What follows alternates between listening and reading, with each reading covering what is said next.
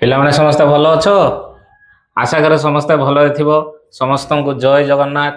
ଆଜି ଗୋଟେ ଇଣ୍ଟରେଷ୍ଟିଂ କଥା ଆମେ ଆଲୋଚନା କରିବା ଯେ ଏଇ ଜୀବଟାକୁ ଦେଖୁଥିବ, ଏ ହେଲା ଜୁକ, ଯାହାକି ମଣିଷ ଶରୀରରେ ଲାଗିଲେ କିଛି ସମୟ ମଣିଷ ଶରୀରରୁ ରକ୍ତ ଶୋଷିବ, ତାପରେ ତା ପେଟ ପୁରିଗଲେ ସେ ଖସି ପଡ଼ିବ। କିନ୍ତୁ ଦୁର୍ଭାଗ୍ୟ କଥା ଯେ ରକ୍ତ ବନ୍ଦ ହୁଏ ନାହିଁ। ତେଣୁ କାହିଁକି ରକ୍ତ ବନ୍ଦ ହୁଏନି, ସେତେବେଳେ କାହିଁକି ରକ୍ତ ଜମାଟ ବାନ୍ଧେ ନାହିଁ, ସେ ବିଷୟରେ ଆଜି ଆଲୋଚନା କରିବା। ଆଉ ଗୋଟେ କଥା ଆଲୋଚନା କରିବା ଯେ ଲୁଣ ପକେଇଲେ ଜୋକ କାହିଁକି ଶୀଘ୍ର ମରିଯାଏ, ଏ ବିଷୟରେ ବି ଆଲୋଚନା କରିବା। ତେଣୁ ଜୋକ ରକ୍ତ ଟାଣିଲା ବେଳେ କାହିଁକି ରକ୍ତ ଜମାଟ ବାନ୍ଧେନି, ସେ ବିଷୟରେ ଆଲୋଚନା କରିବା ପୂର୍ବରୁ ଆଗର ଆମେ ବୁଝିବା ଯେ ରକ୍ତ ଜମାଟ ବାନ୍ଧେ କିପରି ରକ୍ତ ଜମାଟ ବାନ୍ଧେ, ସେ ବିଷୟରେ ଟିକେ ଆଲୋଚନା କରିବା। ବର୍ତ୍ତମାନ ପିଲାମାନେ ଆସ ଦେଖିବା ଯେ ରକ୍ତ ଜମାଟ କିପରି ବାନ୍ଧେ, ଆମ ଶରୀରରେ କିପରି ରକ୍ତ ଜମାଟ ବାନ୍ଧେ। କୌଣସି ଜାଗାରେ ଯଦି ଖଣ୍ଡିଆ ଖାବରା ହୋଇଯାଏ ତାହେଲେ ଶରୀରର ଏକ ବ୍ୟବସ୍ଥା ଅଛି ଯେ ରକ୍ତ ଜମାଟ ସ୍ୱତଃପ୍ରବୃତ୍ତ ଭାବେ ରକ୍ତ ଜମାଟ ବାନ୍ଧେ, ଯାହାଫଳରେ ରକ୍ତସ୍ରାବ ବନ୍ଦ ହୋଇଯାଏ। ବର୍ତ୍ତମାନ ଆମେ ଦେଖିବା ଯେ ରକ୍ତ ଜମାଟ କିପରି ବାନ୍ଧେ। ଆମେ ଜାଣିଛନ୍ତି ଯେ ରକ୍ତରେ 3 ପ୍ରକାର କଣିକା ଅଛନ୍ତି, ବ୍ଲଡ୍ ସେଲ୍ ଯେଉଁଟା କହନ୍ତି। ପ୍ରଥମେ ହେଲା ଲୋହିତ ରକ୍ତ କଣିକା, ଯାହାକୁ ଆରବିସି କହନ୍ତି। ଦ୍ୱିତୀୟରେ ହେଲା WBC ଶ୍ୱେତ ରକ୍ତ କଣିକା। ତୃତୀୟରେ ହେଲା ଅଣୁଚକ୍ରିକା। ଏହି ଅଣୁଚକ୍ରିକାର ଭୂମିକା ବହୁତ ଥାଏ ରକ୍ତ ଜମାଟ ବାନ୍ଧିବାରେ। ବର୍ତ୍ତମାନ ଦେଖ, ଯେତେବେଳେ କୌଣସି ଜାଗାରେ ଖଣ୍ଡିଆ ଖାବରା ହେଲା, ସେଠି କ୍ଷତ ଟିସ୍ୟୁ ଯେଉଁ ବ୍ଲଡ଼ରେ ଯେଉଁ କ୍ଷତ ହୁଏ, ସେତେବେଳେ ଅଣୁଚକ୍ରିକା ନିଶ୍ଚିତ ଭାବରେ କ୍ଷତ ହେବ। ସେ ବାୟୁ ସଂସ୍ପର୍ଶରେ ଆସିଲା, ମନେକର ଏଇ ଜାଗାରେ ଖଣ୍ଡିଆ ହେଲା, ଏଇ ଜାଗାଟା ବାୟୁ ସଂସ୍ପର୍ଶରେ ଆସିଲା, ବାୟୁ ବାଜିଲା, ଯାହାଫଳରେ ଅଣୁଚକ୍ରିକା ଥ୍ରୋମ୍ବୋପ୍ଲାଷ୍ଟିନ୍ ଏକ ଲିପୋପ୍ରୋଟିନ୍ ଏକୁ ନିର୍ଦ୍ଦେଶ ଦେବ ବା ଏଇଟା ସୃଷ୍ଟି ହେବ। ସୃଷ୍ଟି ହେଲା ପରେ ୟାର ଉପସ୍ଥିତିରେ ବା ୟାର ନିର୍ଦ୍ଦେଶରେ ସେ କ'ଣ କରିବ ନା ପ୍ରୁଥ୍ରୋମ୍ବିନ୍ ବୋଲି ଗୋଟେ ପ୍ରୋଟିନ୍କୁ ଏ ଥ୍ରୋମ୍ବିନ୍ରେ ପରିଣତ କରିବ, ଯାହା କାହାର ଉପସ୍ଥିତିରେ? କ୍ୟାଲସିୟମ ଆୟନ ଆଉ ଭିଟାମିନ୍ କେ ର ଉପସ୍ଥିତିରେ। ଆଉ ପଦେ ଏଇଠି କହିବି, ଲିପୋପ୍ରୋଟିନ୍ କ'ଣ? ଲିପୋପ୍ରୋଟିନ୍ ହେଲା protein plus fat. Protein plus fat ମିଶିକି ଲିପୋପ୍ରୋଟିନ୍ ଗଠନ କରନ୍ତି। ଏଠି ଥ୍ରୋମ୍ବିନ୍ରେ ପରିଣତ ହେଲା, କାହାର ଉପସ୍ଥିତିରେ? କ୍ୟାଲସିୟମ ଆୟନ ଓ ଭିଟାମିନ୍ କେ ର ଉପସ୍ଥିତିରେ। ସେଇ ଥ୍ରୋମ୍ବିନ୍ର ଉପସ୍ଥିତିରେ ପୁଣି କ'ଣ ହେବ ନା ଫାଇବ୍ରିନୋଜେନ୍ ବୋଲି ଏକ ପ୍ରୋଟିନ୍, ସେ ଫାଇବ୍ରିନ୍ରେ ପରିଣତ ହେବ। ଏହା ଏକ ଶୃଙ୍ଖଳ ପରି କାମ କରେ, ଅର୍ଥାତ୍ ସମସ୍ତେ ପରସ୍ପର ଡିପେଣ୍ଡେଣ୍ଟ ହେଇକି କାମ କରନ୍ତି। ପ୍ରୋଥ୍ରୋମ୍ବିନ୍ ଥ୍ରୋମ୍ବିନ୍ ହେଲା, ଥ୍ରୋମ୍ବିନ୍ର ଉପସ୍ଥିତିରେ ଫାଇବ୍ରିନୋଜେନ୍ ଫାଇବ୍ରିନ୍ରେ ପରିଣତ ହେଲା। ଏଇ ଫାଇବ୍ରିନ୍ ଏକ ଅଦ୍ରବଣୀୟ ତନ୍ତୁ ସଦୃଶ, ଆଉ ଏହା ଜାଲିକା ଭଳି ଯେଉଁଠି ଖଣ୍ଡିଆ ହୋଇଥାଏ ସେ ସ୍ଥାନରେ ଆସି ଜାଲିକା ଭଳି ଗୋଟେ ସ୍ତର ସୃଷ୍ଟି କରେ, ଯାହାଫଳରେ ରକ୍ତର କଣିକା ଗୁଡ଼ିକ ଆଉ ବାହାରକୁ ଆସିପାରନ୍ତି ନାହିଁ, ଯାହାଫଳରେ ରକ୍ତ ଜମାଟ ଆମର ସେଠି ବାନ୍ଧିଯାଏ, ଆଉ ରକ୍ତ ବୋହିବ ନାହିଁ। ଇଏ ଥିଲା କେମିତି ରକ୍ତ ଜମାଟ ବାନ୍ଧିଥାଏ ଆମ ଶରୀରରେ, ଏହା ଜାଣିଲେ। ଏହାପରେ ଆମେ ଜାଣିବା ଯେ ଜୋକ ଲାଗିଲେ କାହିଁକି ରକ୍ତ ଜମାଟ ବାନ୍ଧେ ନାହିଁ, ସେ ବିଷୟରେ ଆସ ଜାଣିବା।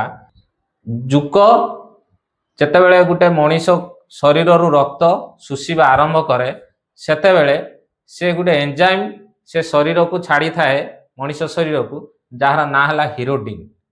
ହିରୋଡିନ୍ ଏନ୍ଜାଇମ୍ ଶରୀରକୁ ଗଲେ ଯେଉଁ ଜାଗାରେ ସେ ଚୁଷିବ, ସେଇ ଜାଗାରେ କ'ଣ କରିବ ନା ସେ ଏନ୍ଜାଇମ୍ ଏଇ ସିଷ୍ଟମଟାକୁ ବନ୍ଦ କରିଦେବ, ଅର୍ଥାତ୍ ଥ୍ରୋମ୍ବୋପ୍ଲାଷ୍ଟିନ୍ ନିର୍ଦ୍ଦେଶରେ ପ୍ରୋଥ୍ରୋମ୍ବିନ୍କୁ ଯେଉଁ ଥ୍ରୋମ୍ବିନ୍ରେ ପରିଣତ କରାଯିବ, ସେଇ ସିଷ୍ଟମଟାକୁ ସେ ବନ୍ଦ କରିଦେବ, ଯାହାଫଳରେ ରକ୍ତ ଜମାଟ ବାନ୍ଧିବାର ପ୍ରୋସେସଟା ଆଉ ହେବ ନାହିଁ।